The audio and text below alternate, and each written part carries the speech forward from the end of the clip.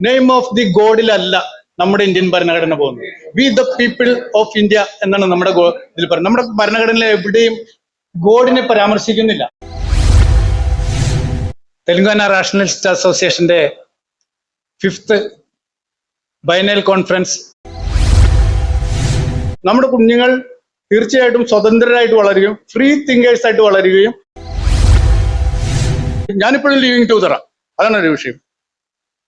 അതുപോലെ ജീവിക്കാൻ പറ്റുന്ന ഒരു കാലഘട്ടത്തിലേക്ക് നമ്മൾ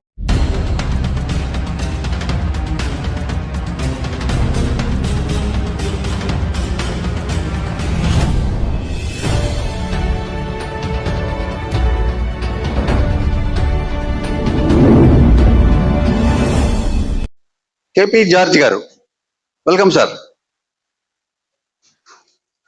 థ్యాంక్ యూ. అందరికీ నమస్కారం. డియర్ ఫ్రెండ్స్,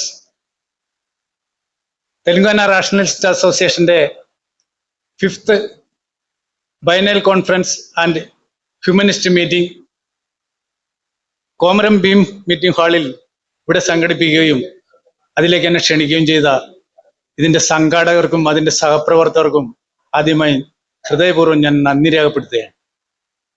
സുഹൃത്തുക്കളെ, നമ്മൾ തെലുങ്കിൽ ഹേതുവാദി എന്നും മലയാളത്തിൽ യുക്തിവാദി എന്നും ഇംഗ്ലീഷിൽ റാഷണലിസ്റ്റ് എന്നും പറയുന്ന ഈ പദത്തിന് വളരെ വിപുലമായ ഒരു അർത്ഥമുണ്ടെന്ന് കരുതുന്ന ഒരാളാണ് ഞാൻ. നാഷണലിസത്തെ കുറിച്ച് പറയുമ്പോൾ നമ്മൾ ഇന്ത്യൻ കോൺസ്റ്റിറ്റ്യൂഷനെ കുറിച്ച് പറയേണ്ടിയിരിക്കുന്നു.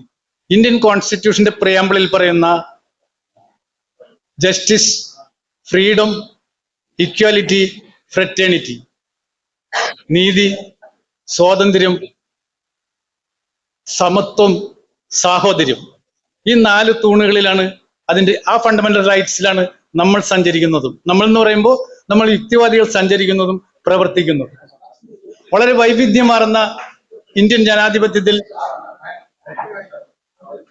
ഇന്ത്യൻ സമൂഹത്തിൽ ഡോക്ടർ BR അംബേദ്കറിന്റെ നേതൃത്വത്തിൽ നമ്മൾ തയ്യാറാക്കിയ ഇന്ത്യൻ ഭരണഘടനയ്ക്ക് ഒരു പ്രത്യേകത ഞാൻ കാണുന്നുണ്ട്. പ്രത്യേകത എന്ന് പറഞ്ഞാൽ മറ്റ് ജനാധിപത്യ രാജ്യങ്ങളിൽ കാണുന്ന പോലെ നെയിം ഓഫ് ദി ഗോഡിലല്ല നമ്മുടെ ഇന്ത്യൻ ഭരണഘടന പോകുന്നത്. We the people of India എന്നാണ് നമ്മുടെ ഇതിൽ പറയുന്നത്. നമ്മുടെ ഭരണഘടനയിൽ എവിടെയും ഗോഡിനെ പരാമർശിക്കുന്നില്ല.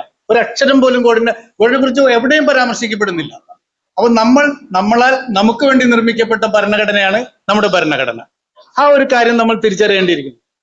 അംബേദ്കർ ഭരണഘടന നിർമ്മിക്കപ്പെടുന്ന ആ കാലഘട്ടത്തിൽ തന്നെ അംബേദ്കറിനോട് ചേർന്ന് നിന്ന നമ്മുടെ first prime minister Jawaharlal Nehru കൊണ്ടുവന്ന ഒരു സംഭാവനയാണ് ആർട്ടിക്കിൾ 51AH. 51AH പറയുന്നത് സയന്റിഫിക് ടെമ്പർ വളർത്തുക എന്നതാണ്, അത് പ്രചരിപ്പിക്കുക എന്നാണ്. സയന്റിഫിക് ടെമ്പർ നിങ്ങൾക്ക് എല്ലാവർക്കും അറിയാവുന്ന സയന്റിഫിക് ടെമ്പർ വളർത്തുക എന്ന് പറയുമ്പോൾ സ്വാഭാവികമായിട്ടും മതത്തിനെതിരെ തന്നെയാണ്. മതവും സയൻസും തമ്മിൽ ഒരിക്കലും യോജിച്ചു പോവില്ല. മതം നൂറ്റാണ്ടുകൾക്ക് മുമ്പ് മനുഷ്യന് അറിവില്ലാതിരുന്ന ഒരു കാലഘട്ടത്തിൽ എഴുതപ്പെട്ട ആ അന്ധവിശ്വാസങ്ങൾ നിത്യേന അമ്പലങ്ങളിലും പള്ളികളിലും മോസ്കുകളിലും ചർച്ചുകളിലൊക്കെ വന്ന് ഛർദ്ദിച്ചിട്ട് അത് വിഴുങ്ങി വീണ്ടും വീണ്ടും വിഴുങ്ങി നടക്കുകയാണ് മതം. സയൻസ് അങ്ങനെയല്ല. സയൻസ് നിരന്തരം ഗവേഷണങ്ങളിലൂടെ, നിരന്തരം പരീക്ഷണങ്ങളിലൂടെ പുതിയത് കണ്ടുപിടിച്ച് അത് നമ്മുടെ പൊതുസമൂഹത്തിന് നൽകുകയാണ് സയൻസ് ചെയ്യുന്നത്. അതുകൊണ്ടാണ് സയൻസിനെ നമ്മൾ പ്രൊമോട്ട് ചെയ്യുന്നതും. ആ സയൻസിന്റെ ആ ആർട്ടിക്കിൾ 51AH പറയുന്നത് അനുസരിച്ചാണ് നമ്മൾ പോകുന്നത്. നമുക്ക് അതിനുള്ള റൈറ്റ്സ് ഭരണഘടന തരുന്നുണ്ട്. അതിൽ നമുക്ക് സഹായം ചെയ്ത ജവഹർലാൽ നെഹ്റുവിനെ നമ്മൾ പ്രത്യേകം ഈ ഘട്ടത്തിൽ സ്മരിക്കേണ്ടിയിരിക്കുന്നു എനിക്ക് തോന്നുകയാണ്. അതോടൊപ്പം തന്നെ BR അംബേദ്കറിനെയും. ഈ ഭരണഘടന അനുസരിച്ച് നമുക്ക് എല്ലാവരും, ഇപ്പൊ ഒരു വ്യക്തിയെ സംബന്ധിച്ചിടത്തോളം ഒരു വ്യക്തിക്ക് ഏതൊരു മതം, ഇപ്പൊ ഹിന്ദു മതമായിക്കോട്ടെ, മുസ്ലിം മതമായിക്കോട്ടെ, ക്രിസ്ത്യൻ മതം, ബുദ്ധമതമായിക്കോട്ടെ, ജൈനമതം, ഏത് മതത്തിലും വിശ്വസിക്കാനും അതനുസരിച്ച് പ്രവർത്തിക്കാനും അതനുസരിച്ച് ജീവിക്കാനും എല്ലാ റൈറ്റ്സും ഭരണഘടന നമുക്ക് നൽകുന്നുണ്ട്. അതുപോലെ തന്നെ നമുക്ക് നൽകുന്ന ഒരു റൈറ്റ്സ് ഉണ്ട്. ഒരു മതത്തിൽ വിശ്വസിക്കാതിരിക്കാനും ഒരു മതം അനുസരിക്കാതിരിക്കാനും ആ അനുസരിക്കാതിരിക്കുന്നതിനെ പ്രചോദിപ്പിക്കാനും അത് നമുക്ക് പ്രചരിപ്പിക്കാനുള്ള ഒരു റൈറ്റ്സ് നമുക്ക് തരുന്നുണ്ട്. അതാണ് ആർട്ടിക്കിൾ 51AH. അതിലൂടെയാണ് നമ്മൾ സഞ്ചരിക്കുന്നു. അതിന്റെ ഭാഗമായാണ് നമ്മളിവിടെ കൂടിയിരിക്കുന്നതെന്നാണ് ഞാൻ തിരിച്ചറിയുന്നത്. അപ്പോ ഈ കൂട്ടായ്മ വളരേണ്ടതും അതിലൂടെ പോകേണ്ടതും നമ്മുടെ ആവശ്യകത തന്നെയാണ്. പിന്നെ എനിക്ക് പറയാനുള്ളത്, സയൻസ് നമ്മുടെ ടൂളായി വർക്ക് ചെയ്യുമ്പോൾ തന്നെ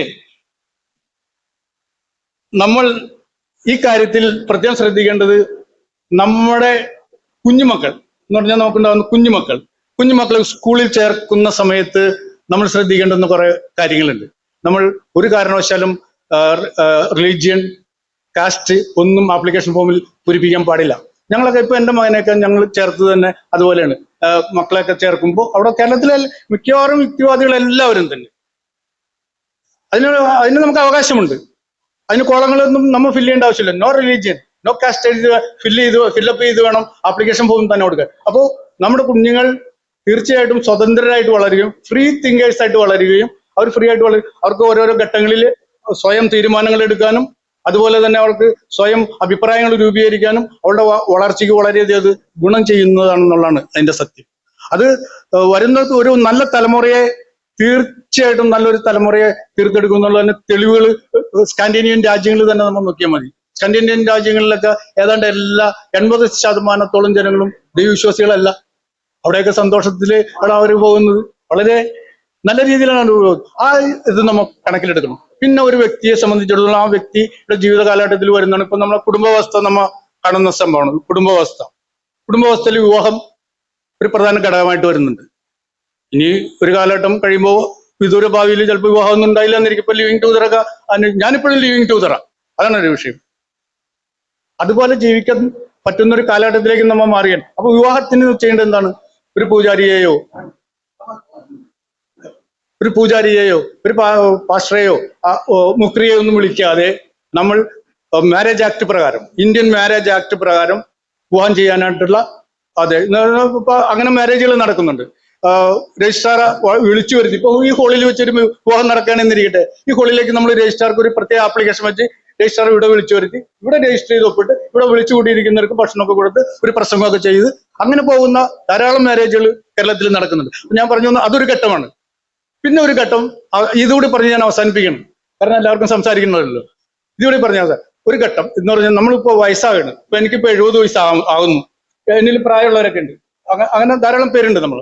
അപ്പോൾ വയസ്സാവുമ്പോൾ നമുക്ക് ബുദ്ധിശക്തി കുറയും, ശാരീരിക ബലം കുറയും, മൈൻഡിന് ഓർമ്മശക്തി കുറയും. അങ്ങനെയൊക്കെ വരുമ്പോൾ നമ്മൾ ഓർമ്മയുള്ള കാലം നമ്മൾ ചെയ്യേണ്ടുന്ന ചില കാര്യങ്ങളുണ്ട്. അതെന്താണെന്ന് വെച്ച് കഴിഞ്ഞാൽ ലിവിങ് വിൽ എഴുതുക എന്നുള്ള ഒരു ഈസിയാണ്, സിമ്പിളാണ്. ഒരു അഡ്വക്കേറ്റിനെ കൊണ്ട് നമുക്ക് ചെയ്യിക്കാന്നുള്ളൂ. സുപ്രീം കോടതിയുടെ ഓർഡർ തന്നെയുണ്ട്. നമുക്ക് ലിവിങ് വിൽ എഴുതി നമ്മളുടെ സുഹൃത്തുക്കളെയോ നമ്മളുടെ വീട്ടിൽ സമ്മതിക്കുന്നവരെയോ അതല്ല നമ്മൾ ഇതുപോലുള്ള സംഘടനകൾ, ഇപ്പോ ഒരു റാഷണലിസ്റ്റ് സംഘടനയാണല്ലോ, ഇത്തരം സംഘടനകൾക്ക് ഇതൊക്കെ ചെയ്തു വെക്കാൻ പറ്റും. സംഘടന ഏൽപ്പിച്ചു കഴിഞ്ഞാൽ നമുക്ക് മരണം നടക്കുമ്പോൾ നമ്മുടെ ആ മൃതദേഹം മെഡിക്കൽ സ്റ്റുഡൻസിന്റെ പഠനത്തിനായിട്ട് നമുക്കത് കൊടുക്കുകയും അവർക്കത് നമ്മൾ ഒരു നന്മ ചെയ്യുകയാണത്.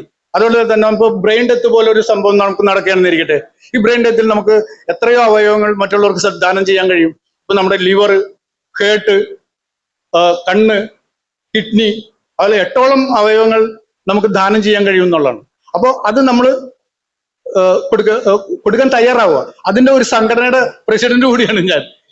AT Core charitable. ഇപ്പൊ നമുക്ക് ഇപ്പൊ ഈ യുക്തിവാദ ആശയങ്ങൾ പറയാൻ തന്നെ ഇപ്പൊ തന്നെ തെലുങ്കില് എന്നെ സംബന്ധിച്ചിടത്തോളം പറയുകയാണെങ്കിൽ ഗോറ, റാവുപ്പുടി വെങ്കടാതിരി, തമിഴ്നാട്ടില് EV രാമസ്വാമിയാര്, കേരളത്തിലാണെങ്കിൽ AT Core, സഹോദരൻ അയ്യപ്പൻ, എത്രയോ പേരാ.